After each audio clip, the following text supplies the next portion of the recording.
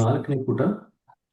ಆದರೆ ಆಧ್ಯಾತ್ಮಿಕ ಸಾಹಿತ್ಯದಲ್ಲೆಲ್ಲ ಪರಿಪೂರ್ಣರಂತೆ ಕಾಣುವ ವ್ಯಕ್ತಿಗಳ ಉದಾಹರಣೆಗಳೇ ತುಂಬಿವೆಯಲ್ಲ ಎಂದು ನಾನು ಕೇಳಿದೆ. ಅವರು ತಮ್ಮನ್ನು ಹಾಗೆ ಬಣ್ಣಿಸಿಕೊಳ್ಳುವರೆಂದು ತಿಳಿದುಕೊಂಡಿದ್ದೇನೆ. ಅವರು ಕೇಳಿದರು. ಗಣಿತದಲ್ಲಿ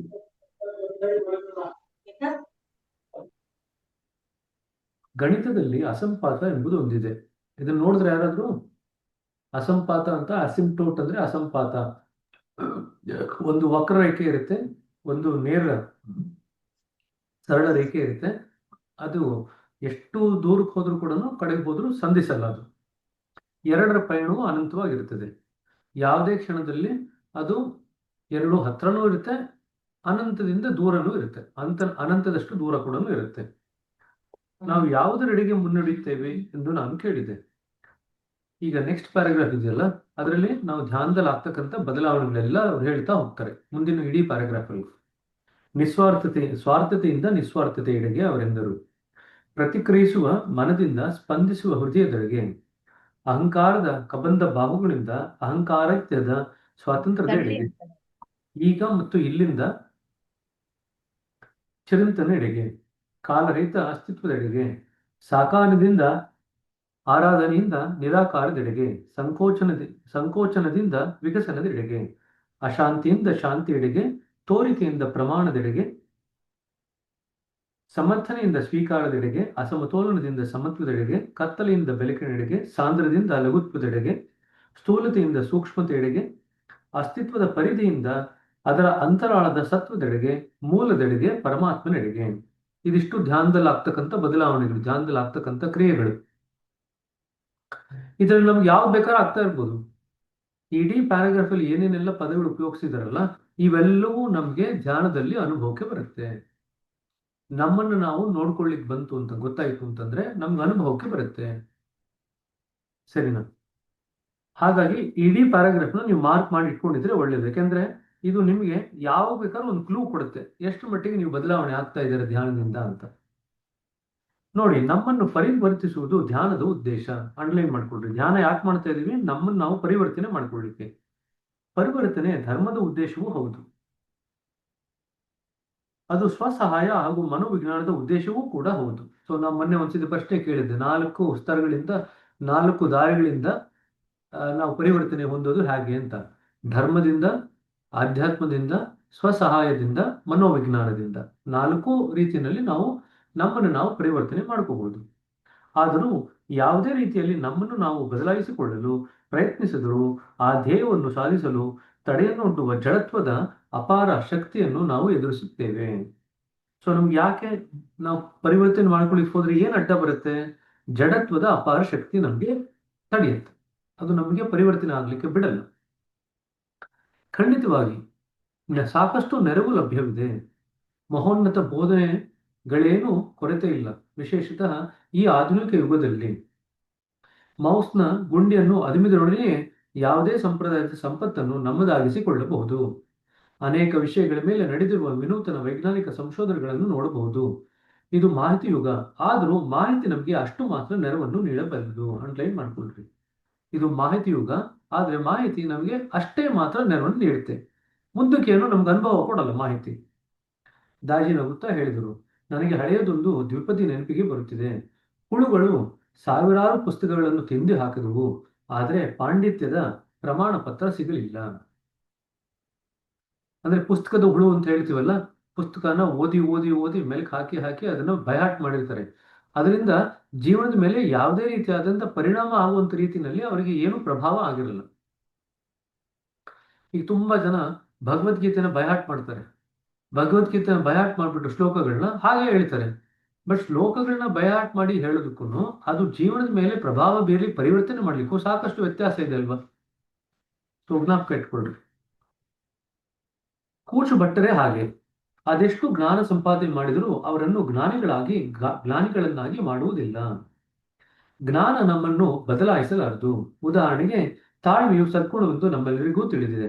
ಆದರೆ ಆ ತಿಳುವಳಿಕೆ ನಮ್ಮನ್ನು ತಾಳ್ಮೆಯುಳ್ಳವರನ್ನಾಗಿ ಮಾಡುವಲ್ಲದೆ. ಅಂತೆಯೇ ನಮಗೆಲ್ಲ ಪ್ರೇಮದ ಮೌಲ್ಯ ತಿಳಿದಿದೆ. ವಿಶ್ವದ ಮಹಾನ್ ಬೋಧಕರು ಅದನ್ನು ತಿಳಿಸಿದ್ದಾರೆ. ಹಾಗಿದ್ದರೂ ಪ್ರೇಮದ ಅರಿವು ಮತ್ತು ಅದನ್ನು ಅನುಭವಿಸಿ ವ್ಯಕ್ತಪಡಿಸುವುದು ಇವೆರಡೂ ಬೇರೆ ಬೇರೆ ವಿಷಯವೇ. ಪ್ರೇಮದ ಅರಿವು ಬೇರೆ, ಪ್ರೇಮದನ್ನ ಅನುಭವಿಸೋದು ಬೇರೆ, ಅದನ್ನು ವ್ಯಕ್ತಪಡಿಸೋದು ಬೇರೆ. ಇದರಿಂದ ನಾವು ಕಲಿಯುವುದೇನನ್ನ? ಬೋಧನೆಗಳಷ್ಟೇ ಸಾಕಾಗಿದ್ದರೆ ನಾವೆಲ್ಲ ಈಗಾಗಲೇ ಪರಿವರ್ತನೆಯಾಗಬೇಕಿತ್ತು. ಎಷ್ಟಾದರೂ ನಮಗಿಂತ ಮೊದಲು ಅನೇಕ ಅಸಾಧಾರಣ ವ್ಯಕ್ತಿಗಳು ಬಂದು ಶ್ರೇಷ್ಠತರ ಬೋಧನೆಗಳನ್ನು ಕೊಟ್ಟು ಹೋಗಿದ್ದಾರೆ. ಆದರೂ ಪ್ರಪಂಚ ಹಾಗೆಯೇ ಇದೆ. ಅತ್ಯುತ್ಕೃಷ್ಟ ಬೋಧನೆಗಳು ಸಾಲುವುದಿಲ್ಲ, ಜ್ಞಾನ ಸಾಲುವುದಿಲ್ಲ. ಇದನ್ನು ಅಂಡರ್ಲೈನ್ ಮಾಡ್ಕೊಳ್ರಿ. ಆದರೂ ಪ್ರಪಂಚ ಹಾಗೆಯೇ ಇದೆ. ಅತ್ಯುತ್ಕೃಷ್ಟ ಬೋಧನೆಗಳು ಸಾಲುವುದಿಲ್ಲ, ಜ್ಞಾನ ಸಾಲುವುದಿಲ್ಲ. ಹಾಗಾದ್ರೆ ಆಧ್ಯಾತ್ಮದಲ್ಲಿ ನಮ್ಗೆ ಆಗ್ಬೇಕಾಗಿರೋದೇನು? ನಾವು ಬದಲಾವಣೆ ಆಗ್ಬೇಕು. ನಾವು ಸೂಕ್ಷ್ಮ ಸ್ತರದ ಅಸ್ತಿತ್ವದ ಎಡೆಗೆ ಬದಲಾವಣೆ ಆಗ್ಬೇಕು. ಇದು ಧ್ಯಾನದಲ್ಲಿ ಆಗ್ಬೇಕಾಗಿರ್ತಕ್ಕಂಥ ಕೆಲಸ. ಸರಿನಾ? ಈ ಓದ್ತಾ ಇರ್ತಕ್ಕಂಥ ಕಾರಣ ಕೂಡ ಅದೇನೆ. ಓದ್ತಾ ಇರೋದು ಯಾತಕ್ಕೆ? ಓದ್ತಾ ಇರತಕ್ಕಂಥದ್ದು ನಾವು ವಿಷಯನ ಸರಿಯಾಗಿ ಗ್ರಹಿಸ್ಕೊಂಡು ಅದನ್ನ ಅನುಭವಕ್ಕೆ ತಂದುಕೊಂಡು ಬದಲಾವಣೆ ಆಗ್ಲಿಕ್ಕೆ ಸಹಾಯ ಆಗ್ಲಿ ಅನ್ನೋ ಕಾರಣಕ್ಕೆ ಓದ್ತಾ ಇರುತ್ತೆ. ಸುಮ್ಮನೆ ಪಾಂಡಿತ್ಯ ಬೆಳೆಸ್ಕೋಬೇಕು ಅಂತ ಓದ್ತಾ ಇಲ್ಲ. ಹಾಗಾಗಿ ನೀವು ಯಾವುದೇ ಆಧ್ಯಾತ್ಮಿಕ ಪುಸ್ತಕ ಓದಿದ್ರು ಕೂಡ ನೀವು ಯಾವ ದೃಷ್ಟಿಕೋನ ಇಟ್ಕೊಂಡು ಓದ್ಬೇಕಂತಂದ್ರೆ, ಇದನ್ನು ಓದೋದ್ರಿಂದ ನನ್ನ ಜೀವನದಲ್ಲಿ ನಾವು ಯಾವ ರೀತಿ ಬದಲಾವಣೆ ಆಗ್ಬೋದು ಆ ದೃಷ್ಟಿಕೋನ ಇಟ್ಕೊಂಡು ಓದ್ತು ಅಂತಂದ್ರೆ ಓದಿದಾಗ ಸಾರ್ಥಕತೆ ಆಗುತ್ತೆ. ಬರೀ ಇದರಲ್ಲಿ ಇರ್ತಕ್ಕಂಥ ವಿಷಯನ ನಾನು ಜ್ಞಾನ ಸಂಪಾದನೆ ಮಾಡ್ಕೊಳ್ತೀನಿ ಅಂತ ಓದ್ಕೊಂಡ್ರೆ ಪ್ರಯೋಜನ ಇಲ್ಲ. ಜ್ಞಾನ ಕೇವಲ ನಮ್ಮ ಮನಸ್ಸಿನ ಸ್ತರದಲ್ಲಿ ಅಷ್ಟೇ ಉಳಿದುಕೊಂಡ್ಬಿಡುತ್ತೆ.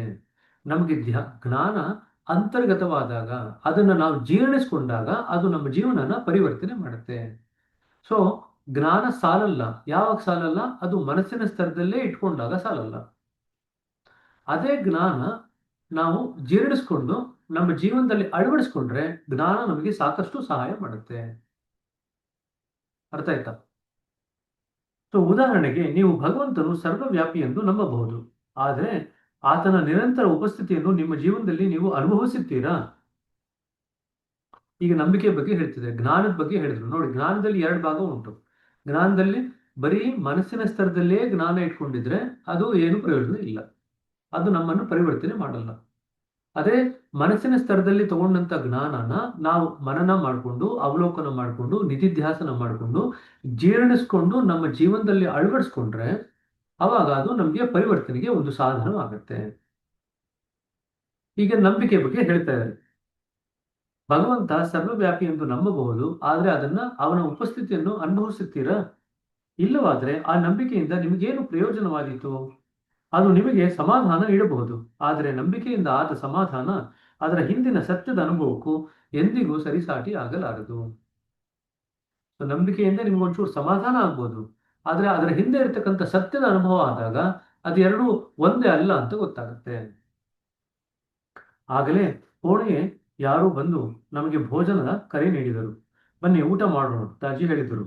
ನಾವು ಊಟದ ಮೇಜಿನಲ್ಲಿ ಕುಳಿತೆವು, ಆದರೆ ಭೋಜನ ತಯಾರಿಲ್ಲವೆಂದು ತಿಳಿಯಿತು.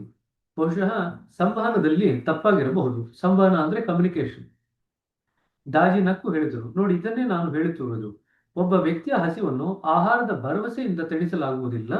ಅಂತೆಯೇ ಹೃದಯದ ಹಾತುರತವನ್ನು ಕೇವಲ ನಂಬಿಕೆ ತೃಪ್ತಿಪಡಿಸಲಾರದು. ಸೊ ನಂಬಿಕೆ ಕೂಡ ಸಾಲಲ್ಲ. ಅಲ್ಲಿಗೆ ಬರೀ ಜ್ಞಾನ ಮನಸ್ಸಿನ ಸ್ತರದಲ್ಲೂ ಆಗಲ್ಲ, ಬರೀ ನಂಬಿಕೆ ಕೂಡ ಆಗಲ್ಲ. ಕೊಂಚ ಹೊತ್ತಿನ ನಂತರ ಭೋಜನವು ಬಂದಿತು. ನಾವು ನಿಶ್ಶಬ್ದವಾಗಿ ಸ್ವೀಕರಿಸಿದವು. ನಂತರ ದಾಜಿ ಮಾತನಾಡಿದರು. ಧ್ಯಾನದ ಮೂಲಕ ನಾವು ಒಳಕ್ಕಿಳಿದು ಉನ್ನತವಾದುದರೊಂದಿಗೆ ಸಂಪರ್ಕ ಸಾಧಿಸುತ್ತೇವೆ. ಆನ್ಲೈನ್ ಮಾಡ್ಕೊಡ್ರಿ. ಧ್ಯಾನ ಏನಾಗುತ್ತೆ? ಧ್ಯಾನದ ಮೂಲಕ ನಾವು ನಮ್ಮೊಳಗೆ ಇಳಿದು ಉನ್ನತವಾದಂತ ಒಂದರ ಜೊತೆಗೆ ಸಂಪರ್ಕ ಸಾಧನೆ ಮಾಡ್ಕೊಳ್ತೀವಿ. ಆದುದರಿಂದ ನಾವೆಲ್ಲೇ ಇರಲಿ ಅದನ್ನು ನಾವು ಕಂಡುಕೊಳ್ಳಬಹುದು. ಧ್ಯಾನ ತರಗತಿ ಆದ್ಮೇಲೆ ಎಲ್ಲಿ ಬೇಕಾದ್ರೂ ಕೂತ್ಕೊಂಡು ಧ್ಯಾನ ಮಾಡ್ಬೋದು. ಯಾಕಂದ್ರೆ ಒಳಗಡೆ ಇರ್ತಕ್ಕಂಥದ್ದನ್ನು ನಾವು ಸಂಬಂಧ ಬೆಳೆಸ್ಕೋಬೇಕಂದ್ರೆ, ಸಂಪರ್ಕ ಬೆಳೆಸ್ಕೋಬೇಕಂತಂದ್ರೆ ಎಲ್ಲಿ ಬೇಕಾದ್ರೂ ಮಾಡ್ಕೋಬಹುದು. ಯಾಕಂದ್ರೆ ಅದು ನಮ್ಮ ಒಳಗಡೆನೆ ಇದೆ. ನಾವು ಎಲ್ಲ ಹೋದ್ರೂ ನಮ್ಮ ಜೊತೆನೇ ಇದೆ ಅದು. ಅದಕ್ಕಾಗಿ ತೀರ್ಥಯಾತ್ರೆಗೆ ಹೋಗುವ ಅಗತ್ಯವಿಲ್ಲ. ನಮ್ಮ ಉಡುಪು ಅಭ್ಯಾಸಗಳು ಅಥವಾ ಹೆಸರನ್ನು ಬದಲಾಯಿಸಬೇಕಿಲ್ಲ. ನಮ್ಮ ಕಣ್ಣುಗಳನ್ನು ಮುಚ್ಚಿಕೊಂಡು ನಿಶ್ಶಬ್ದವಾಗಿ ಧ್ಯಾನದಲ್ಲಿ ಕುಳಿತುಕೊಳ್ಳುವುದರ ಹೊರತು ಬೇರೇನನ್ನೂ ಮಾಡಬೇಕಿಲ್ಲ. ಹಾಗೆ ಮಾಡುವುದರಿಂದಲೇ ನಮಗೆ ಆಧ್ಯಾತ್ಮದ ಪ್ರಾಯೋಗಿಕ ಅನುಭವ ದೊರೆಯುತ್ತದೆ. ಆಧ್ಯಾತ್ಮದ ಪ್ರಾಯೋಗಿಕ ಅನುಭವ ಯಾವಾಗ ದೊರೆಯುತ್ತದೆ ಅಂತ ಹಾಕಿದಾಗ, ಕಣ್ಣು ಮುಚ್ಕೊಂಡು ಧ್ಯಾನ ಮಾಡಿದಾಗ ದೊರೆಯುತ್ತೆ ಅಂತ ಬರೀಬೇಕು ಉತ್ತರ. ಸರಿನಾ? ಅನುಭವವು ಧರ್ಮ ಮತ್ತು ಆಧ್ಯಾತ್ಮದ ನಡುವಣ ವ್ಯತ್ಯಾಸವಾಗಿದೆ. ಅಂಡರ್ಲೈನ್ ಮಾಡ್ಕೊಳ್ರಿ. ಡ್ಯಾಶ್ ಧರ್ಮ ಮತ್ತು ಆಧ್ಯಾತ್ಮದ ನಡುವಣ ವ್ಯತ್ಯಾಸ ಅಂತ ಕೇಳ್ತಾರೆ ಪ್ರಶ್ನೆ.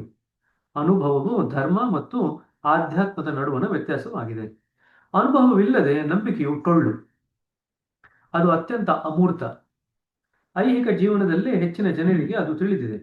ಉದಾಹರಣೆಗೆ ವಿಜ್ಞಾನ ತರಗತಿಗಳಲ್ಲಿ ಉಪನ್ಯಾಸ ಮತ್ತು ಪ್ರಯೋಗಗಳೆರಡೂ ಇರುತ್ತವೆ.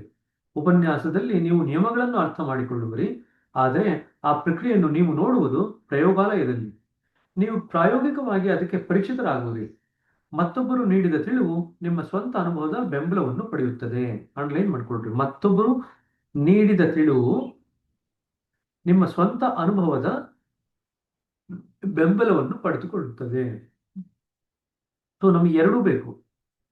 ತರಗತಿನಲ್ಲಿ ಹೇಗೆ ಉಪನ್ಯಾಸ ಮತ್ತು ಪ್ರಯೋಗಾಲಯ ಎರಡೂ ಇರುತ್ತೋ, ಪುಸ್ತಕ ಓದೋದು ಈಗ ಉಪನ್ಯಾಸ, ನೀವು ಆ ಧ್ಯಾನ ಮಾಡಿ ಅದನ್ನ ಕರಗತ ಮಾಡ್ಕೊಳ್ಳೋದು, ಅನುಭವಕ್ಕೆ ತಂದುಕೊಳ್ಳೋದು, ಅದು ಪ್ರಯೋಗಾಲಯ. ಸರಿ, ಅದಕ್ಕೆ ದಾಜಿಯವ್ರು ಹೇಳಿದ್ರು, ನಮ್ಮ ಧ್ಯಾನನೇ ನಮಗೆ ಪ್ರಯೋಗಶಾಲೆ. ನಾವೇ ಪ್ರಯೋಗ ಮಾಡ್ತಿರ್ತಕ್ಕಂಥ ವ್ಯಕ್ತಿಗಳು ನಾವೇ, ಪ್ರಯೋಗದ ಫಲನೂ ನಾವೇ ಅಂತ ಅವರು ಮುಂದೆ ಬರೀತಾರೆ. ಆದರೆ ಆಧ್ಯಾತ್ಮಿಕ ವಿಷಯಗಳಲ್ಲಿ ಜನರು ಬಹಳ ಸಂಪ್ರದಾಯವಾದಿಗಳು. ಅವರಿಗೆ ತಮ್ಮ ಸ್ವಂತದ ಜ್ಞಾನವು ಅಹಿತಕರವೆನಿಸುತ್ತದೆ. ಅವರು ಇತರರ ಬೋಧನೆಗಳನ್ನು ನೆಚ್ಚಿಕೊಳ್ಳುತ್ತಾರೆ. ಆದರೆ ಹೃದಯವು ವೈಯಕ್ತಿಕ ಅನುಭವವನ್ನು ಬೇಡುವ ಸಮಯವೂ ಬರುತ್ತದೆ. ಆನ್ಲೈನ್ ಮಾಡ್ಕೊಳ್ರಿ. ಬೇರೆಯವರ ಅನುಭವದ ಮುಖಾಂತರ ನಾವು ಬೆಳಿಲಿಕ್ಕಾಗಲ್ಲ, ನಮ್ಮ ಅನುಭವದ ಮುಖಾಂತರನೇ ನಾವು ಬೆಳಿಲಿಕ್ಕಾಗದು. ಜ್ಞಾನಕ್ಕೆ ಆ ಬೇಡಿಕೆಯನ್ನು ಪುರಸ್ಕರಿಸಲಾಗದು. ಸೊ ಜ್ಞಾನ, ಆ ಹೃದಯದ ಏನು ಅನುಭವದ ಬೇಡಿಕೆ ಇದೆಯಲ್ಲ, ಅದನ್ನ ಬರೀ ಜ್ಞಾನ ಕೊಡ್ಲಿಕ್ಕಾಗಲ್ಲ. ನಂಬಿಕೆ ಅದನ್ನು ತೃಪ್ತಿಗೊಳಿಸಲಾರದು. ಆಗ ಅವರು ಆಧ್ಯಾತ್ಮಿಕ ಶೋಧನೆಯನ್ನು ಕೈಗೆತ್ತಿಕೊಳ್ಳುತ್ತಾರೆ. ಇದನ್ನು ಧಾರ್ಮಿಕ ನಂಬಿಕೆಗಳ ಟೀಕೆ ಎಂದು ದಯವಿಟ್ಟು ಭಾವಿಸಬೇಡಿ. ಧರ್ಮವು ತಳಹದಿ, ಆದರೆ ಅಷ್ಟಕ್ಕೂ ತಳಹದಿ ಎಂದರೇನು? ಅದರ ಮೇಲೆ ನಾವು ಕಟ್ಟಡವನ್ನು ಕಟ್ಟಬೇಕು. ಧಾರ್ಮಿಕ ಬೋಧನೆ ಸತ್ಯವಾಗಿರಬಹುದು, ಆದರೆ ಆ ಸತ್ಯವನ್ನು ನೀವಾಗಿಯೇ ಕಂಡುಕೊಳ್ಳದಿದ್ದರೆ ಅದು ಮುಖ್ಯವಾಗುವುದಿಲ್ಲ. ನೋಡಿ, ಬೋಧನೆಯು ಸತ್ಯವಾಗಿದ್ದರೆ ಸಾಲದು, ಅದು ನಿಮಗೆ ಸತ್ಯವಾಗಿರಬೇಕು. ಅಂಡರ್ಲೈನ್ ಮಾಡ್ಕೊಳ್ರಿ. ಬೋಧನೆ ಸತ್ಯವಾಗಿದ್ದರೆ ಸಾಲದು, ಅದು ನಿಮಗೆ ಸತ್ಯವಾಗಿರಬೇಕು. ನಮಗೆ ಸತ್ಯ ಯಾವಾಗ ಆಗುತ್ತದೋ ನಾವು ಆಧ್ಯಾತ್ಮಿಕ ಸಾಧನೆ ಮಾಡಿದಾಗ, ಧ್ಯಾನ ಮಾಡಿದಾಗ ಅದು ನಮಗೆ ಸತ್ಯವಾಗಿ ಕಾಲಕ್ರಮೇಣದಲ್ಲಿ ಅನುಭವಕ್ಕೆ ಬರುತ್ತೆ. ಅವಾಗ ನಮಗೆ ಯಾವುದೇ ರೀತಿಯಾದಂಥ ಗೊಂದಲ ಇರಲ್ಲ. ಒಮ್ಮೆ ನಮಗೆ ಸತ್ಯದ ಅನುಭವ ಆಯಿತು ಅಂತಂದ್ರೆ ಆ ಸತ್ಯದ ಬಗೆಗೆ ನಮ್ಗೆ ಯಾವುದೇ ರೀತಿಯಾದಂಥ ಗೊಂದಲ ಇರ್ಲಿಕ್ಕೆ ಸಾಧ್ಯ ಇಲ್ಲ. ಯಾಕಂದ್ರೆ ಅನುಭವ ಆಗಿದೆ ಅಲ್ವಾ. ಅನುಭವ ಆಗುವವರೆಗೂ ಕೂಡ ಮನಸ್ಸಿನಲ್ಲಿ ತಕ್ಕ ಮಟ್ಟಿಗೆ ಗೊಂದಲ ಇರುತ್ತೆ. ಅನುಭವ ಆದ್ಮೇಲೆ ಎಷ್ಟರ ಮಟ್ಟಿಗೆ ಸ್ಪಷ್ಟತೆ ಇರುತ್ತೆ ಅಂತಂದ್ರೆ, ನೀವು ಬೇರೆ ಯಾರು ಏನು ಇಡೀ ಜಗತ್ತೇ ಉಲ್ಟಾ ಹೇಳಿದ್ರು ಕೂಡ ನಿಮ್ಮ ಅನುಭವದ ಪ್ರಕಾರ ನೀವು ಹೋಗ್ತೀರ. ಅಂದ್ರೆ ಅಷ್ಟರ ಮಟ್ಟಿಗೆ ಧೈರ್ಯ, ಅಷ್ಟರ ಮಟ್ಟಿಗೆ ವಿವೇಕ ನಿಮ್ಮಲ್ಲಿ ಬೆಳೆದಿರುತ್ತೆ, ನಂಬಿಕೆ ಬೆಳೆದಿರುತ್ತೆ. ನಂಬಿಕೆ ಅಂದ್ರೆ ಕೇವಲ ಬೇರೆಯವರು ಹೇಳಿದ್ದನ್ನು ಕೇಳಿ ತಿಳ್ಕೊಂಡಿರ್ತಕ್ಕಂಥದ್ ಬಗ್ಗೆ ನಂಬಿಕೆ ಅಲ್ಲ, ನಿಮ್ಮ ಅನುಭವ ವೇದ್ಯವಾದಂತ ನಂಬಿಕೆ ನಿಮಗೆ ಬೆಳೆದಿರುತ್ತೆ. ಸರಿ, ಸತ್ಯವನ್ನು ಪ್ರಾಯೋಗಿಕವಾಗಿ ಸಾಕ್ಷಾತ್ಕರಿಸಿಕೊಳ್ಳಬೇಕು. ಧರ್ಮ ಅದಕ್ಕೆ ಮಾರ್ಗ. ಅಂಡರ್ಲೈನ್ ಮಾಡ್ಕೊಳ್ರಿ. ಧ್ಯಾನ ಅದಕ್ಕೆ ಮಾರ್ಗ. ಸತ್ಯವನ್ನು ಪ್ರಾಯೋಗಿಕವಾಗಿ ಸಾಕ್ಷಾತ್ಕರಿಸಿಕೊಳ್ಳಬೇಕು, ಧ್ಯಾನ ಅದಕ್ಕೆ ಮಾರ್ಗ. ಸಾಮಾನ್ಯವಾಗಿ ನಮ್ಮಲ್ಲಿ ಪ್ರಾಯೋಗಿಕ ಅನುಭವದ ಕೊರತೆ ಇದ್ದಾಗ ವಿವಿಧ ಧರ್ಮಗಳು ವಿವಿಧ ವಿಷಯಗಳನ್ನು ಹೇಳಿದಂತೆ ಅನಿಸುತ್ತವೆ. ಆಗ ನಾವು ಕ್ರೈಸ್ತರು, ಬೌದ್ಧರು, ಹಿಂದೂಗಳು, ಮುಸ್ಲಿಮರು ಇತ್ಯಾದಿಗಳನ್ನು ಮಾತ್ರ ನೋಡುತ್ತೇವೆ. ಆ ಅಂತರವನ್ನು ಕಡಿಮೆಗೊಳಿಸಲು ನಾವು ಎಲ್ಲ ಧರ್ಮಗಳನ್ನು ತಿಳಿದುಕೊಳ್ಳಲು ಹೋಗುತ್ತೇವೆ. ಸೊ ಒಂದ್ ದಾರಿ ಏನು? ಬೇರೆ ಬೇರೆ ಧರ್ಮಗಳಿದೆಯಪ್ಪ, ಆ ಬೇರೆ ಬೇರೆ ಧರ್ಮಗಳ ಅಂತರವನ್ನು ಕಡಿಮೆ ಮಾಡ್ಕೋಬೇಕು ಅಂತ ಒಂದು ಹೊರಗಿನ ದಾರಿ ಇದೆ. ಹೊರಗಿನ ದಾರಿ ಏನು? ಹಿಂದೂಗಳ ಬಗ್ಗೆ ತಿಳ್ಕೊಳ್ರಿ, ಮುಸ್ಲಿಮರ ಬಗ್ಗೆ ತಿಳ್ಕೊಳ್ರಿ, ಕ್ರೈಸ್ತರ ಬಗ್ಗೆ ತಿಳ್ಕೊಳ್ರಿ, ಬೌದ್ಧರ ಬಗ್ಗೆ ತಿಳ್ಕೊಳ್ರಿ. ಆ ತಿಳ್ಕೊಳ್ಳೋದ್ರಿಂದ ನಾವು ಇವರ ಧರ್ಮಗಳ ನಡುವೆ ಇರತಕ್ಕಂಥ ಅಂತರನ ಕಡಿಮೆ ಮಾಡಲಿಕ್ಕೆ ಹೋಗ್ತಾ ಇದ್ವಿ. ಆದ್ರೆ ಅದು ನಮಗೆ ಸಾಕಷ್ಟು ಹೃದಯದಲ್ಲಿ ತೃಪ್ತಿ ಕೊಡಲ್ಲ, ಮನಸ್ಸಿನಲ್ಲೂ ಕೂಡ ತೃಪ್ತಿ ಕೊಡಲ್ಲ. ನಾವು ಎಲ್ಲ ಧರ್ಮಗಳನ್ನು ತಿಳಿದುಕೊಳ್ಳಲು ಹೆಣಗುತ್ತೇವೆ, ಆದರೂ ಆ ಜ್ಞಾನ ಒಬ್ಬರನ್ನು ಮತ್ತೊಬ್ಬರಿಂದ ಮತ್ತಷ್ಟು ಭಿನ್ನವಾಗಿಯೇ ತೋರಿಸುತ್ತದೆ. ಹೇಗೆ ಕ್ರೈಸ್ತರು ಸ್ವರ್ಗವನ್ನು ಬಯಸುತ್ತಾರೆ, ಬೌದ್ಧರು ನಿರ್ವಾಣಕ್ಕೆ ಹಂಬಲಿಸುತ್ತಾರೆ, ಹಿಂದೂಗಳು ಮೋಕ್ಷವನ್ನು, ಅಹಂ ಬ್ರಹ್ಮಾಸ್ಮಿ ಎಂಬ ಅವಸ್ಥೆಯನ್ನು ಬೆನ್ನಟ್ಟುತ್ತಾರೆ, ಮತ್ತು ಸೂಫಿಗಳು ಫನಾಯೇ ಫನಾ, ಸಾವಿನ ಸಾವು ಅಥವಾ ಬಕಾಯ ಗಾಗಿ ತವಕಿಸುತ್ತಾರೆ ಎಂಬುದನ್ನು ಗಮನಿಸುತ್ತೀರಿ. ಸೊ ಬೇರೆ ಬೇರೆಯವರು ಬೇರೆ ಬೇರೆ ವಿಚಾರಗಳಿಗೆ, ಬೇರೆ ಬೇರೆ ಸ್ಥಿತಿಗಳಿಗೆ ತವಕ ಪಡ್ತಾ ಇದ್ದಾರೆ. ಬೇರೆ ಬೇರೆ ಧರ್ಮಗಳು, ವ್ಯಕ್ತಿಗಳು, ಧರ್ಮಗಳ ಜನರು ಬೇರೆ ಬೇರೆ ಸ್ಥಿತಿಗಳಿಗಾಗಿ ತವಕ ಪಡ್ತಾ ಇದ್ದಾರೆ. ಅವರೆಲ್ಲರೂ ಒಂದೇ ಸತ್ಯವನ್ನು ಖಂಡಿತವಾಗಿಯೂ ಹೇಳುತ್ತಿಲ್ಲವೆಂದು ನಾವೆಂದುಕೊಳ್ಳುತ್ತೇವೆ. ಒಬ್ಬರು ಸರಿ ಇದ್ದರೆ ಮತ್ತೊಬ್ಬರು ತಪ್ಪಾಗಿರಬೇಕು. ಸೊ ಇಲ್ಲಿ ಹಿಂದಿನ ಲೈನ್ನಲ್ಲಿ ಫನಾಯ ಫನ, ಸಾವಿನ ಸಾವು, ಅದು ಅಂಡರ್ಲೈನ್ ಮಾಡ್ಕೊಳ್ರಿ. ಬಕಾಯ ಬಕ, ಜೀವದ ಜೀವ. ಇದೆರಡು ಕೂಡ ನಿಮಗೆ ಕೆಲವು ಸತಿ ಪ್ರಶ್ನೆ ಬರುತ್ತೆ ಪರೀಕ್ಷೆಯಲ್ಲಿ, ಫನಾಯ ಫನ ಬಗ್ಗೆ ಮತ್ತೆ ಬಕಾಯ ಬಕ ಬಗ್ಗೆ. ಸರಿನಾ? ಈಗ ನಾವು ವಾದಿಸುತ್ತೇವೆ. ಯಾವ ದೇವರು ನಿಜವಾದ ದೇವರೆಂದು ಹೋರಾಡುತ್ತೇವೆ, ಹೊಡೆದಾಡುತ್ತೇವೆ. ಯಾವ ತತ್ವದರ್ಶನವು ನಿಜವಾದುದೆಂದು ಬಡಿದಾಡುತ್ತೇವೆ. ಸಂಸ್ಥಾಪಕ ಧರ್ಮ ಸಮ್ಮತತೆಯನ್ನು ಚರ್ಚಿಸುತ್ತೇವೆ. ಕೆಲವರು ಬೇಸತ್ತು ನಾಸ್ತಿಕರಾಗುತ್ತಾರೆ. ಎಲ್ಲ ಧರ್ಮಗಳು ತಪ್ಪಾಗಿರುವುದೆಂದು ಅವರು ತಿಳಿಯುತ್ತಾರೆ. ಆದರೆ ನೀವು ನಿಮ್ಮ ನೀವು ಧ್ಯಾನ ಮಾಡಿ ಆ ಕೆಲವೊಂದು ಅವಸ್ಥೆಗಳನ್ನು ನಿಜವಾಗಲೂ ಅನುಭವಿಸಿದಾಗ ಅವೆಲ್ಲವೂ ಒಂದೇ ಎಂದು ನಿಮಗೆ ಅರಿವಾಗುತ್ತದೆ. ಸೊ ಬೇರೆ ಬೇರೆ ಧರ್ಮದವರು ಏನ್ ಬೇರೆ ಬೇರೆ ಅವಸ್ಥೆಗಳ ಬಗ್ಗೆ ಮಾತಾಡ್ತಿದಾರಲ್ಲ, ಅವೆಲ್ಲವೂ ಒಂದೇ ಅಂತ ಧ್ಯಾನದಲ್ಲಿ ಅನುಭವದಿಂದ ಗೊತ್ತಾಗುತ್ತೆ. ಆಗ ನೀವು ಪ್ರತ್ಯೇಕತೆಯನ್ನು ಉಳಿಸಿಕೊಳ್ಳಲಾರಿರಿ. ನಿಮ್ಮ ಸಂಪ್ರದಾಯವಷ್ಟೇ ಸರಿ ಎಂದು ನೀವು ಪ್ರತಿಪಾದಿಸಲು ಆಗುವುದಿಲ್ಲ. ಅದರ ಬದಲಾಗಿ ನೀವು ಅದರೊಳಗೊಂದಾಗಿ ಎಲ್ಲ ದೃಷ್ಟಿಕೋನಗಳನ್ನು ಸ್ವೀಕರಿಸುವಿರಿ. ಇಲ್ಲಿ ಹೊಡೆದಾಡಲು ಏನಿದೆ? ಸರಿಯಾಗಿ ಧ್ಯಾನ ಮಾಡ್ತಾ ಹೋಯ್ತು ಅಂತಂದ್ರೆ ನಮಗೆ ಸ್ವೀಕರಿಸುವಂತ ಮನೋಭಾವ, ಒಪ್ಪಿಕೊಳ್ಳುವಂತ ಮನೋಭಾವ, ಹೊಂದಾಣಿಕೆಯ ಮನೋಭಾವ ಬೆಳೀತಾ ಹೋಗುತ್ತೆ. ಆದುದರಿಂದ ನಿಮ್ಮ ಸಂಪ್ರದಾಯವೇನೇ ಇರಲಿ ಅದನ್ನು ಪರಿಪಾಲಿಸಿರಿ ಎಂದು ನಾನು ಹೇಳುತ್ತೇನೆ. ಆದರೆ ಧ್ಯಾನವನ್ನೂ ಮಾಡಿರಿ. ನಿಮ್ಮ ಸಂಪ್ರದಾಯ ಏನಿದೆ ಅದನ್ನು ಪರಿಪಾಲನೆ ಮಾಡಿ, ಅದ್ರ ಜೊತೆಗೆ ಧ್ಯಾನವನ್ನು ಮಾಡಿರಿ. ಧ್ಯಾನವು ನಿಮ್ಮ ಆಳಕ್ಕಿಳಿಯಲು ಮತ್ತು ಅದರ ಸತ್ವವನ್ನು ಅನಾವರಣಗೊಳಿಸಲು ನೆರವಾಗುತ್ತದೆ. ಅಂಡರ್ಲೈನ್ ಮಾಡ್ಕೊಳ್ರಿ. ಧ್ಯಾನ ಏನ್ ಮಾಡುತ್ತೆ? ಆಳಕ್ಕಿಳಿಯಲು ಸಹಾಯ ಮಾಡುತ್ತೆ ಮತ್ತು ಅದರಲ್ಲಿ ಇರತಕ್ಕಂಥ ಸತ್ವ ಏನಿದೆ ಅದನ್ನ ಅನಾವರಣ ಮಾಡಲಿಕ್ಕೆ ಅದು ನೆರವಾಗುತ್ತದೆ. ಎಲ್ಲ ಧರ್ಮಗಳ ಸಾರವು ಒಂದೇ ಎಂದು ಆಗ ನಿಮಗೆ ಅರಿವಾಗುತ್ತದೆ. ಋಗ್ವೇದದ ಪ್ರಸಿದ್ಧ ಸಾಲಿನಂತೆ ಸತ್ಯ ಒಂದೇ. ಜ್ಞಾನಿಗಳು ಅದನ್ನು ಅನೇಕ ರೀತಿಯಲ್ಲಿ ಹೇಳುತ್ತಾರೆ. ಸೊ ಏಕಂ ಸತ್ ವಿಪ್ರ ಬಹುಧ ವದಂತಿ ಅಂತ ಹೇಳ್ತೀವಿ ಸಂಸ್ಕೃತದಲ್ಲಿ. ಏಕಂ ಸತ್ ಅಂದ್ರೆ ಸತ್ಯ ಒಂದೇ, ವಿಪ್ರ ಬಹುಧ ವದಂತಿ ಅಂತಂದ್ರೆ ಜ್ಞಾನಿಗಳು ಅದರ ಬಗ್ಗೆ ಬೇರೆ ಬೇರೆ ರೀತಿಯಾಗಿ ಮಾತಾಡ್ತಾರೆ. ನಂತರ ದಾಜಿಯವರು ತಮ್ಮ ವೈಶ್ಯಪೂರ್ಣಿ ಹಿಂತಿರುವನ್ನು ಪಡೆದರು, ಯೂಟರ್ನ್ ಪ್ರದರ್ಶಿಸಿದರು. ಆದರೂ ಇಷ್ಟು ನಂಬಲರ ಧ್ಯಾನದ ಅನುಭವಗಳು ನಮ್ಮನ್ನು ಪರಿವರ್ತಿಸಲು ಯಾವಾಗಲೂ ಸಮರ್ಥರಾಗುವುದಿಲ್ಲ. ಈಗ ನೋಡಿ, ಇಷ್ಟೊತ್ತು ಏನ್ ಹೇಳಿದ್ರು? ಜ್ಞಾನ ಸಾಲಲ್ಲ, ನಂಬಿಕೆ ಸಾಲಲ್ಲ, ಧ್ಯಾನ ಬೇಕು ಅಂತ ಹೇಳಿದ್ರು. ಈಗ ಹೇಳ್ತಾ ಇದ್ರೆ ಧ್ಯಾನದಲ್ಲಿ ಆಗ್ತಕ್ಕಂಥ ಅನುಭವ ಬೇಕು ಅಂತ. ಈಗ ಏನ್ ಹೇಳ್ತಾ ಇದ್ರೆ, ಧ್ಯಾನದಲ್ಲಿ ಅನುಭವ ಆದ್ರೆ ಸಾಲದು, ಅದನ್ನ ನಮ್ಮ ಪರಿವರ್ತನೆ ಮಾಡ್ಲಿಕ್ಕೆ ಕೆಲವು ಸತಿ ಸಾಕಾಗಲ್ಲ, ಸಮರ್ಥವಾಗಿರಲ್ಲ ಅಂತ ಹೇಳ್ತಾ ಇದ್ದಾರೆ. ಆದರೂ ಇಷ್ಟು ನಂಬಲರ್ಹ ಧ್ಯಾನದ ಅನುಭವಗಳು ನಮ್ಮನ್ನು ಪರಿವರ್ತಿಸಲು ಯಾವಾಗಲೂ ಸಮರ್ಥರಾಗುವುದಿಲ್ಲ ಎಂದು ಹೇಳಿದರು. ಈಗ ತಾನೇ ಅನುಭವ ನಮ್ಮನ್ನು ಪರಿವರ್ತನೆ ಮಾಡಿದ್ರು ಒಂದು ಆಗತ್ತೆ ಅಂತ ಹೇಳಿದ್ರು. ಈಗ ಅನುಭವ ಕೂಡ ಸಾಲದು ಅಂತ ಹೇಳ್ತಾ ಇದ್ದಾರೆ. ಮುಂದಿನ ಹಂತಕ್ಕೆ ಹೋಗ್ತಾ ಇದ್ದಾರೆ. ಇನ್ನೊಂಚೂರು ಇವಾಗ ಮತ್ತೊಂದು ಎಳೆ ಬಿಚ್ತಾ ಇದ್ದಾರೆ. ಇದುವರೆಗೂ ಜ್ಞಾನ ನಂಬಿಕೆ ಸಾಲದು, ಅನುಭವ ಬೇಕು ಅಂತ ಹೇಳಿದ್ರು. ಈಗ ಅನುಭವನೂ ಸಾಲದು, ಅದರಲ್ಲಿ ಮತ್ತೊಂದು ಎಳೆ ಬಿಚ್ತಾ ಇದ್ದಾರೆ. ಅನುಭವ ಬೇರೊಂದರ ಜೊತೆ ಕೂಡಿದ್ದಾಗ ಮಾತ್ರ ಅದು ನಮ್ಮನ್ನು ಪರಿವರ್ತನೆ ಮಾಡುತ್ತೆ. ಏನದು ಅಂತ ಮುಂದಕ್ಕೆ ಬಿಚ್ಚಿಡ್ತಾರೆ. ನಮ್ಮ ಅನುಭವಗಳು ಗಾಢವಾಗಿರಬಹುದು, ಅವು ಅತ್ಯಂತ ಸಂತಸಮಯವಾಗಿರಬಹುದು. ಆದರೂ ವೈಯಕ್ತಿಕ ಅನುಭವವು ವೈಯಕ್ತಿಕ ಪರಿವರ್ತನೆಗೆ ಕಾರಣವಾಗುವುದು ಅಪರೂಪ.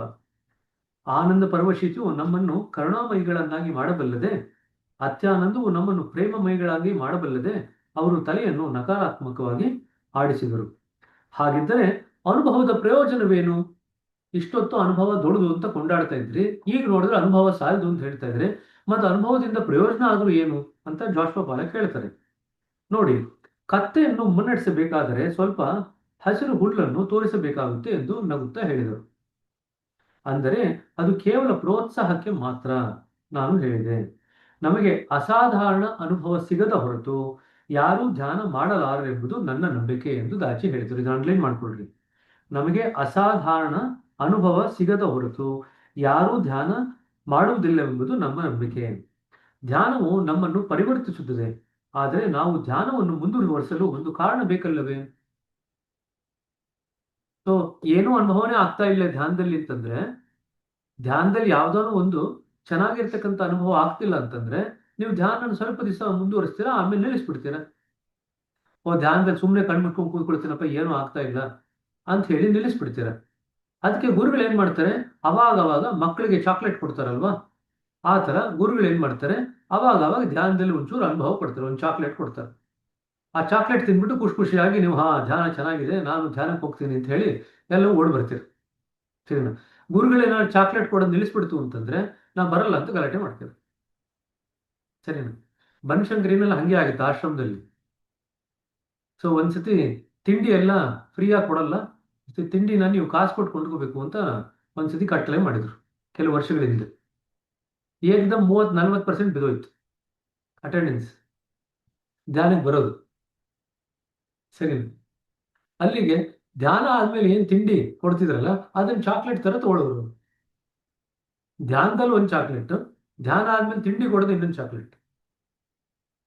ಸರಿ, ಆಮೇಲೆ ಮತ್ತೆ ಎಲ್ರಿಗೂ ಇಲ್ಲ ಫ್ರೀ ತಿಂಡಿ ಇರುತ್ತೆ ಅಂತ ಹೇಳಿದ ತಕ್ಷಣ ಮತ್ತೆ ವಾಪಸ್ಸು ಯಥಾ ಪ್ರಕಾರ ಅಷ್ಟೇ ಸಂಖ್ಯೆಗೆ ವಾಪಸ್ ಬಂತು. ಸರಿ, ಸೊ ಅಂದ್ರೆ ನೋಡಿ ನಾವು ಊಟಕ್ಕೆ ಎಷ್ಟು ಒಗ್ಗಿಕೊಂಡಿದ್ದೀವಿ ಅಂತ. ದೇಹದ ಊಟಕ್ಕೆ ಎಷ್ಟು ಒಕ್ಕೊಂಡಿದ್ದೀವಿ ಅಂದ್ರೆ ಹೃದಯದ ಊಟನೇ ಬಿಟ್ಬಿಡ್ತೀವಿ ಬೇಕಾದ್ರೆ ನಾವು. ಧ್ಯಾನ ಮಾಡಿದಾಗ ಹೃದಯಕ್ಕೆ ಊಟ ಸಿಗತ್ತೆ.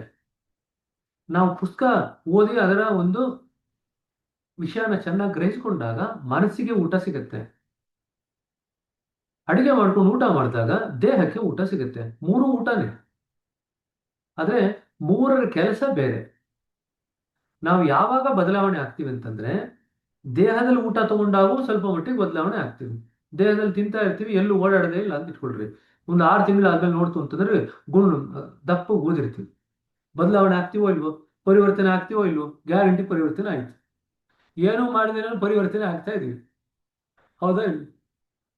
ಅದೇ ತರನೇ ನಂತರ ಮನಸ್ಸಿಗೆ ಊಟ ತಗೊಂಡ್ರು ಅದರಿಂದನೂ ಪರಿವರ್ತನೆ ಆಗುತ್ತೆ. ಏನಂತ ಪರಿವರ್ತನೆ ಆಗುತ್ತೆ? ಅಹಂ ಬರ್ಲಿಕ್ಕೆ ಶುರು ಆಗುತ್ತೆ. ನನಗೆ ಇಷ್ಟೆಲ್ಲ ಗೊತ್ತು, ನಿನ್ಗೆ ಏನ್ ಗೊತ್ತು?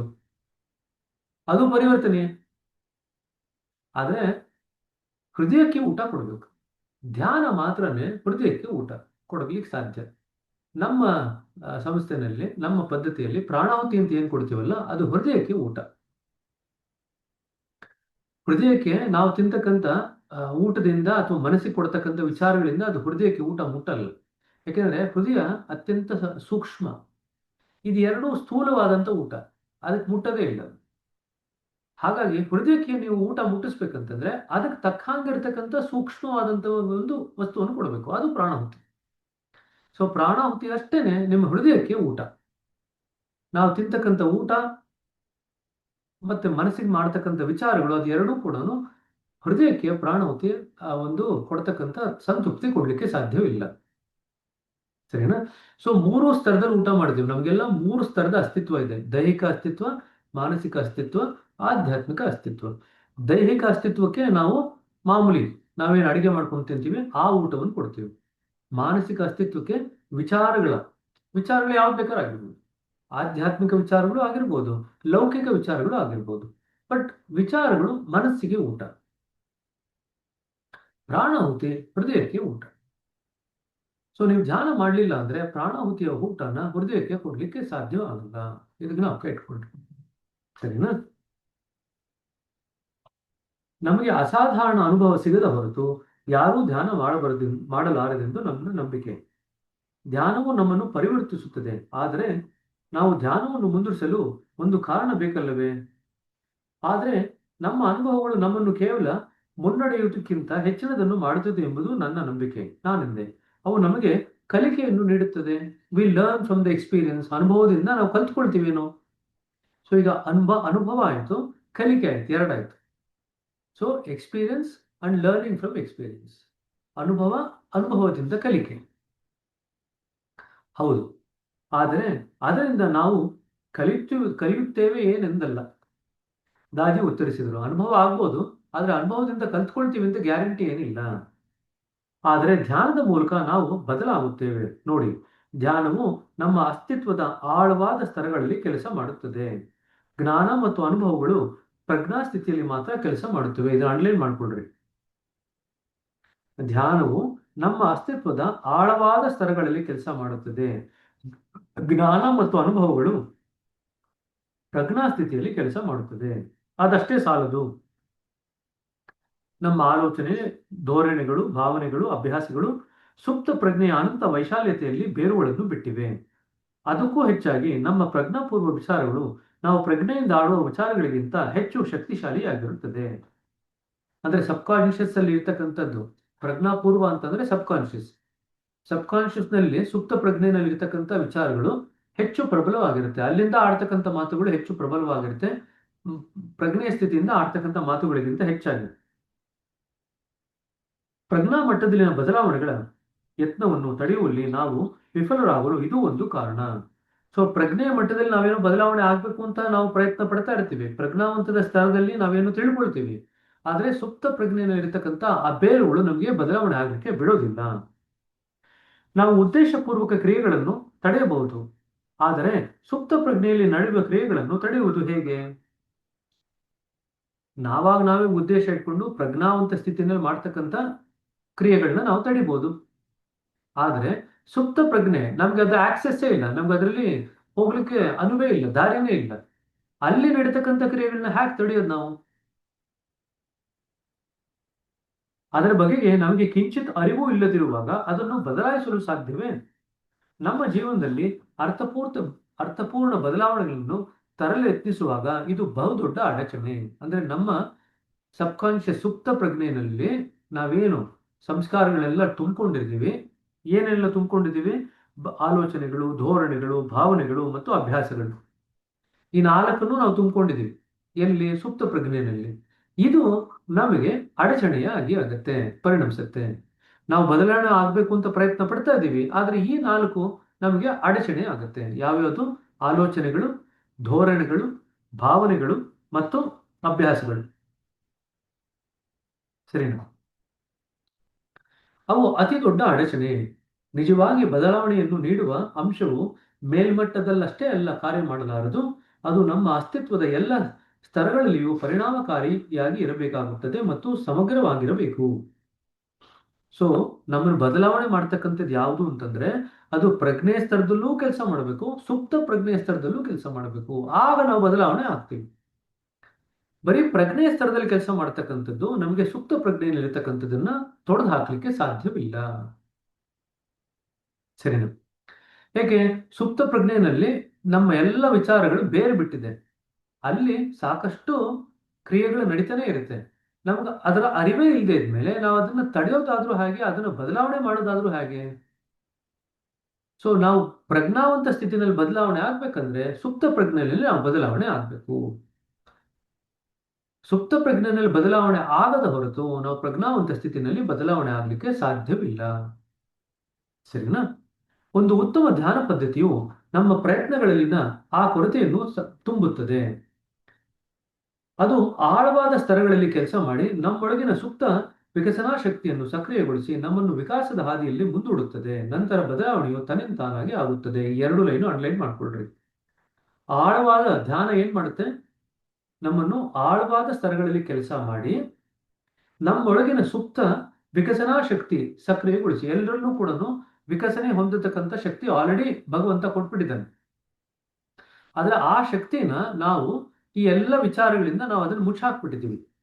ಆಲೋಚನೆಗಳಿಂದ, ಧೋರಣೆಗಳಿಂದ, ಭಾವನೆಗಳಿಂದ ಅದನ್ನು ಮುಚ್ಚಾಕ್ಬಿಟ್ಟಿದ್ದೀವಿ. ಈಗ ಧ್ಯಾನ ಏನ್ ಮಾಡುತ್ತೆ? ನಮಗೆ ಆಳವಾದಂತ ಸುಪ್ತ ಪ್ರಜ್ಞೆಗೆ ಹೋಗ್ಲಿಕ್ಕೆ ಅವಕಾಶ ಮಾಡಿ ನಮಗೆ ಆ ಒಳಗಡೆ ಇರ್ತಕ್ಕಂಥ ವಿಕಸನಾ ಶಕ್ತಿ ಏನಿದೆ ಅದನ್ನ ಅನಾವರಣಗೊಳಿಸುತ್ತೆ, ಸಕ್ರಿಯಗೊಳಿಸುತ್ತೆ. ಅದನ್ನ ಆಕ್ಟಿವೇಟ್ ಮಾಡುತ್ತೆ ಧ್ಯಾನ. ಅದು ಸಕ್ರಿಯಗೊಳಿಸಿದಾಗ ಅದು ನಮ್ಮನ್ನು ವಿಕಾಸದ ಹಾದಿಯಲ್ಲಿ ಮುಂದೂಡುತ್ತದೆ. ನಂತರ ಬದಲಾವಣೆಯು ತನ್ನಿಂತಾನಾಗಿ ಆಗುತ್ತದೆ. ಬದಲಾವಣೆ ಯಾವುದರಿಂದ ಆಗುತ್ತೆ? ನಮ್ಮಲ್ಲಿ ಇರತಕ್ಕಂಥ ವಿಕಸನಾ ಶಕ್ತಿಯನ್ನು ನಾವು ಹೆಚ್ಚು ವೃದ್ಧಿಪಡಿಸಿದಾಗ ಬದಲಾವಣೆ ತನ್ನಿಂತಾನಾಗಿ ಆಗುತ್ತೆ. ಒಳಗಡೆ ಇರತಕ್ಕಂಥ ವಿಕಸನಾ ಶಕ್ತಿಯನ್ನ ನಾವು ವೃದ್ಧಿಪಡಿಸಬೇಕು. ನಾವೇನ್ ಮಾಡಿದೀವಿ? ಅದನ್ನು ಮುಚ್ಚಾಕ್ಬಿಟ್ಟಿದೀವಿ. ಈಗ ನಾವು ಅದನ್ನ ತೆಗೆದು ಅದನ್ನ ವಿಕಾಸ ಮಾಡಬೇಕು. ಧ್ಯಾನದಲ್ಲಿ ಅದೇ ಮಾಡ್ತಕ್ಕಂಥದ್ದು. ನೀವು ಪ್ರಶಿಕ್ಷಕರ ಹತ್ರ ಹೋಗಿ ಧ್ಯಾನಕ್ಕೆ ಅಂತ ಕೂತ್ಕೊಂಡಾಗ ಅವ್ರು ಅಷ್ಟೇ ಮಾಡ್ತಕ್ಕಂಥದ್ದು. ಒಳಗಡೆ ಇರ್ತಕ್ಕಂಥ ವಿಚಾರಗಳನ್ನೆಲ್ಲ ತೆಗಿತಾರೆ. ಆ ವಿಕಸನಾ ಶಕ್ತಿ ಇದೆ, ಅದಕ್ಕೆ ಒಂದಿಷ್ಟು ಬಲ ತುಂಬ್ತಾರೆ. ಆ ವಿಕಸನಾ ಶಕ್ತಿಯಿಂದ ಏನ್ ಬಲ ತುಂಬಿರ್ತಾರೆ ಅದು ಕಾಲಕ್ರಮೇಣದಲ್ಲಿ ನಿಮ್ಮನ್ನು ಪರಿವರ್ತನೆ ಮಾಡುತ್ತೆ. ಇಷ್ಟೇ ಆಗುತ್ತೆ ಕೆಲಸ. ಬಹಳಷ್ಟು ಸಲ ನಮಗೆ ಅರಿವಿಲ್ಲದಂತೆಯೂ ಆಗುತ್ತದೆ. ಅರಿವಿಲ್ಲದಂತೆಯೂ ಆಗುತ್ತದೆ. ನಾವು ಏಕೆ ಸಂತೋಷದಿಂದಿರುವೆವೆಂದು ನಮಗೆ ತಿಳಿದಿರುವುದಿಲ್ಲ. ನಾವು ಅಷ್ಟೊಂದು ಹಗುರತೆಯಿಂದ ಕೂಡಿರುವುದೆಂದು ತಿಳಿದಿರುವುದಿಲ್ಲ. ನಮ್ಮ ಕುಟುಂಬ, ಸ್ನೇಹಿತರು, ಸಹೋದ್ಯೋಗಿಗಳು ಗಮನಿಸುತ್ತಾರೆ. ವಾಸ್ತವದಲ್ಲಿ ನಾವು ಅವರ ಜೀವನದಲ್ಲೂ ಸಹ ಪರಿವರ್ತನೆ ತರುವಂತ ಅಸ್ತಿತ್ವವಾಗುತ್ತೇವೆ. ನಾವು ಧ್ಯಾನದಲ್ಲಿ ಪರಿವರ್ತನೆ ಆಗ್ತಾ ಆಗ್ತಾ ನಮ್ಮ ಸುತ್ತಮುತ್ತಲಿನ ಜನರ ಮೇಲೂ ಕೂಡ ಪ್ರಭಾವ ಬೀರಿ ಅವರು ಕೂಡ ಬದಲಾವಣೆ ಆಗ್ಲಿಕ್ಕೆ ಅವಕಾಶ ಮಾಡಿಕೊಡ್ತೀವಿ. ನಾವು ಪ್ರೇಮವನ್ನು ಉಸಿರಾಡುತ್ತೇವೆ, ಪ್ರೇಮದಿಂದ ನಡೆಯುತ್ತೇವೆ, ಪ್ರೇಮದಿಂದ ಮಾತನಾಡುತ್ತೇವೆ, ಪ್ರೇಮದಲ್ಲಿ ಜೀವಿಸುತ್ತೇವೆ. ಸೊ ನಮ್ಮ ಇಡೀ ಜೀವನ ಪ್ರೇಮಮಯವಾಗ್ಬಿಡುತ್ತೆ. ನೋಡಿ, ಇಲ್ಲಿ ನಾವು ಹೇಗೆ ಧ್ಯಾನ ಮತ್ತು ಅನುಭವಗಳೆರಡನ್ನೂ ನಮ್ಮನ್ನು ವಿಪುಲಗೊಳಿಸುತ್ತೇವೆ ಎಂಬುದರ ಬಗ್ಗೆ ಮಾತನಾಡುತ್ತಿದ್ದೆವು. ಆದರೆ ಧ್ಯಾನದ ಪ್ರಾಯೋಗಿಕ ಅಂಶದ ಸೇರಿಕೆಯಿಂದ ಅವೆರಡೂ ಅತ್ಯಂತ ಪ್ರಯೋಜನಕಾರಿ ಆಗುತ್ತದೆ. ನೋಡಿ, ಮುಂಚೆ ಏನ್ ಹೇಳಿದ್ರು? ಜ್ಞಾನ ಮತ್ತು ಅನುಭವ ಎರಡು ಸಾಕಾಗಲ್ಲ ನಮ್ಮನ್ನು ವಿಕಾಸ ಮಾಡಲಿಕ್ಕೆ ಅಂತ ಹೇಳಿದ್ರು. ಆದರೆ ಧ್ಯಾನದ ಅಂಶ ಸೇರ್ಕೊಂಡಾಗ ಜ್ಞಾನ ಮತ್ತು ನಮ್ಮ ಅನುಭವ ಎರಡೂ ಕೂಡ ನಮಗೆ ವಿಕಾಸ ಆಗಲಿಕ್ಕೆ ಹೆಚ್ಚಿನ ಅವಕಾಶ ಮಾಡಿಕೊಡುತ್ತೆ. ಬರೀ ಜ್ಞಾನ, ಬರೀ ಅನುಭವ, ಧ್ಯಾನ ಇಲ್ಲದ ಹೊರತು ನಮಗೆ ಪರಿವರ್ತನೆ ಆಗಲಿಕ್ಕೆ, ವಿಕಾಸ ಆಗಲಿಕ್ಕೆ ಅವಕಾಶ ಮಾಡಿಕೊಡಲ್ಲ. ಜ್ಞಾನ ಮತ್ತೆ ಅನುಭವ ಇವೆರಡರ ಜೊತೆಗೆ ಧ್ಯಾನ ಬೆರೆತಾಗ ಅದು ನಮಗೆ ಎರಡನ್ನೂ ಉಪಯೋಗಿಸ್ಕೊಂಡು ಪರಿವರ್ತನೆ ಆಗಲಿಕ್ಕೆ ಅದು ಅನುವು ಮಾಡಿಕೊಡುತ್ತೆ. ಸರಿನಾ? ಬರೀ ಜ್ಞಾನದಿಂದ ನಾವು ಪರಿವರ್ತನೆ ಆಗಲ್ಲ, ಬರೀ ಅನುಭವದಿಂದ ಪರಿವರ್ತನೆ ಆಗಲ್ಲ. ಈ ಎರಡಕ್ಕೂ ನಾವು ಧ್ಯಾನವನ್ನು ಸೇರಿಸಿದಾಗ ಪರಿವರ್ತನೆ ಆಗಲಿಕ್ಕೆ ಸಾಧ್ಯ ಆಗತ್ತೆ. ಧ್ಯಾನದಿಂದ ನಾವು ಪಡೆದ ಜ್ಞಾನವು ಸ್ವಂತವಾಗಿರುವ ಕಾರಣದಿಂದಲೇ ಹಾಗ ನಾವು ಪರಿವರ್ತನೆ ಆಗ್ತೀವಿ ಅಂದ್ರೆ ಯಾಕೆ ಅಂತ ಕೇಳ್ತೀವಿ ಜೋಶೋಪಲಕ್. ಧ್ಯಾನದಲ್ಲಿ ನಾವು ಅನುಭವ ಪಡ್ಕೊಳ್ತೀವಿ, ಆ ಜ್ಞಾನದ ಸ್ವಂತ ಅನುಭವ ಆದ್ರಿಂದ ಅದರಿಂದ ನಾವು ಬದಲಾವಣೆ ಆಗ್ತೀವಿ. ಖಂಡಿತ ದಾಜಿ ಹೇಳಿದರು. ಆದರೆ ಧ್ಯಾನವು ಇನ್ನೊಬ್ಬರಿಂದ ಬಂದ ಜ್ಞಾನವನ್ನು ಸಹ ಪ್ರಯೋಜನಕಾರಿಯನ್ನಾಗಿ ಮಾಡುತ್ತದೆ.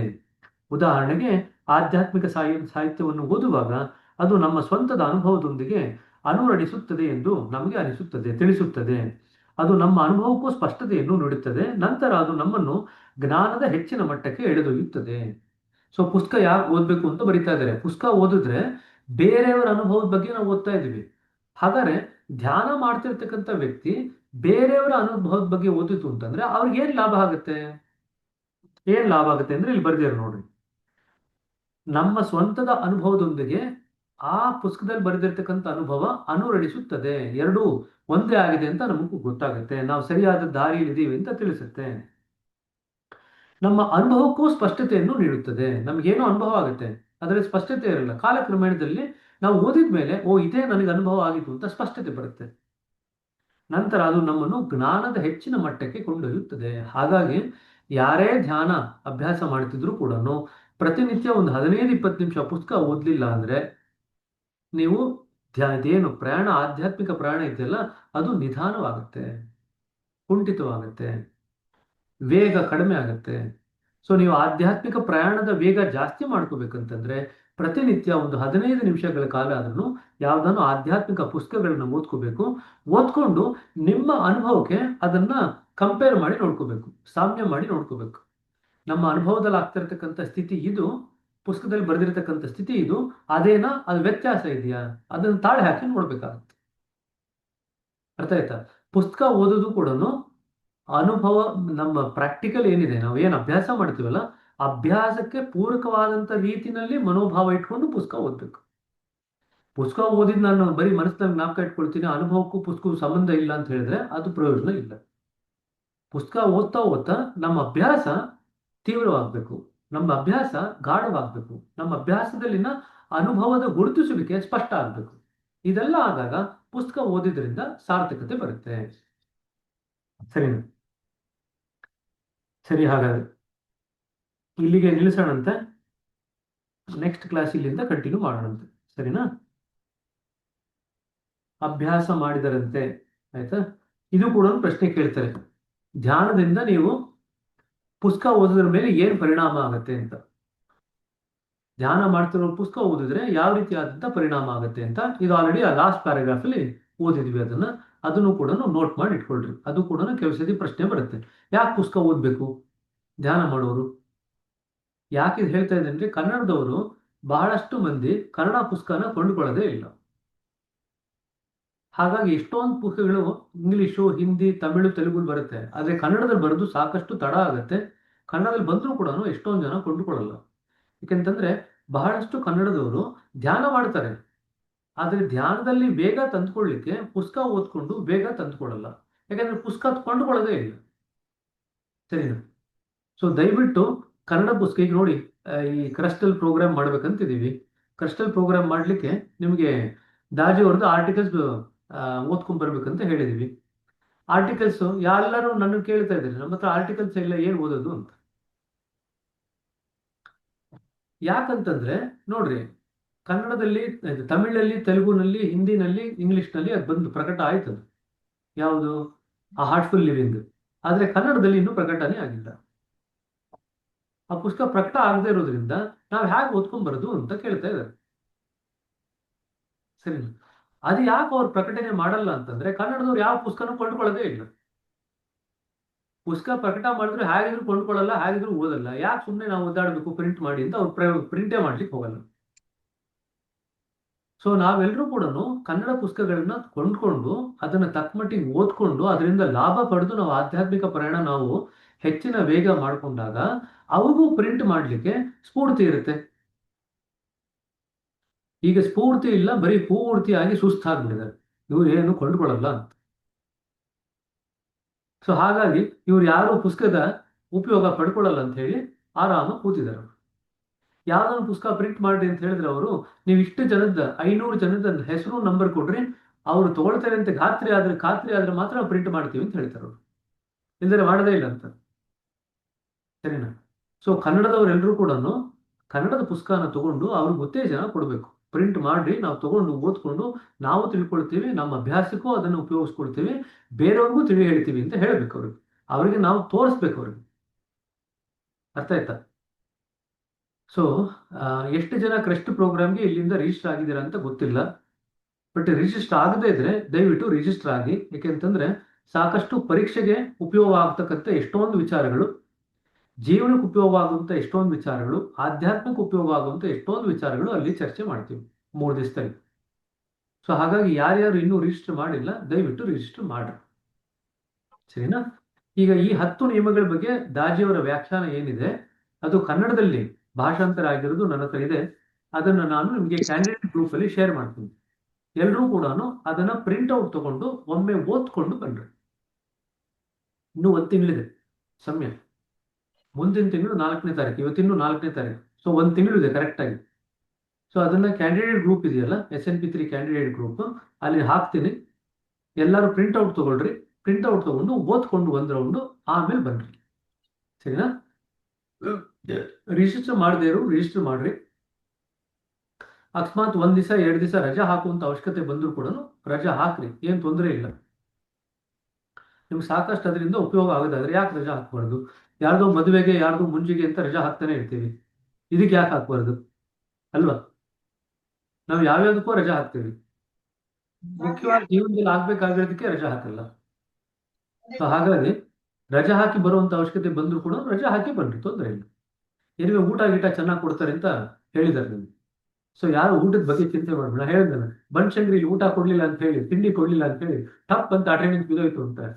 ಸೊ ಆ ತರ ನೀವು ಇಲ್ಲಿ ಊಟ ಸರಿಯಾಗಿ ಕೊಡ್ತಿರೋ ಇಲ್ವೋ, ನಮಗೆ 2 ದಿವಸ ನಮ್ಮ ಮನೆ ಊಟದಿಂದ ದೂರ ಇರ್ಲಿಕ್ಕೆ ಆಗಲ್ಲ ಅಂತ ಏನು ಹೆದರ್ಕೋಬೇಡಿ, ಊಟ ಚೆನ್ನಾಗಿ ಕೊಡ್ತೀನಿ ಅಂತ ಹೇಳಿದ್ದಾರೆ. ಸರಿನಾ? ಹೇಳ್ರಿ ಪುಷ್ಪ ಅವರೇ.